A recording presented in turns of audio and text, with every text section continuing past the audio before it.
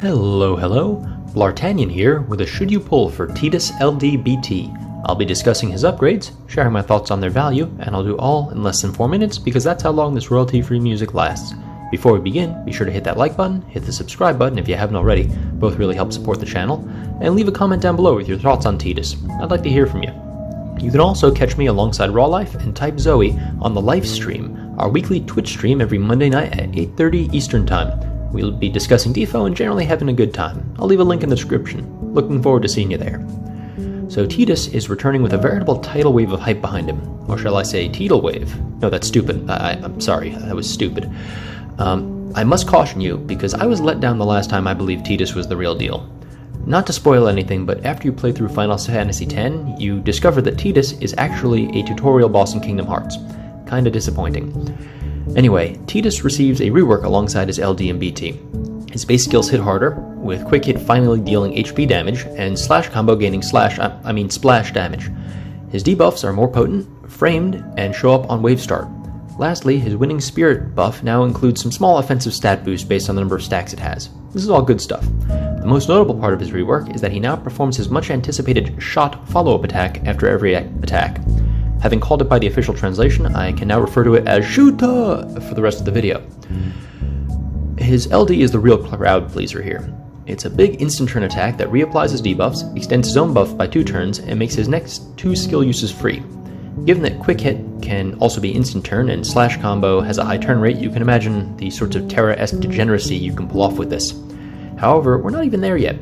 His LD also gives him a Blitzball overhead that grants offensive stats, most notably HP damage up. The ball gains a stack whenever Tidus goes Shoota! At 3 stacks, his next Shoota becomes Eject Shot. Eject Shot is the real crowd pleaser, an AoE follow-up attack that unbreaks all enemies before hitting, giving Tidus new utility as a rebreaker. Tidus' burst effect lasts 10 turns and provides some nice offensive party boosts.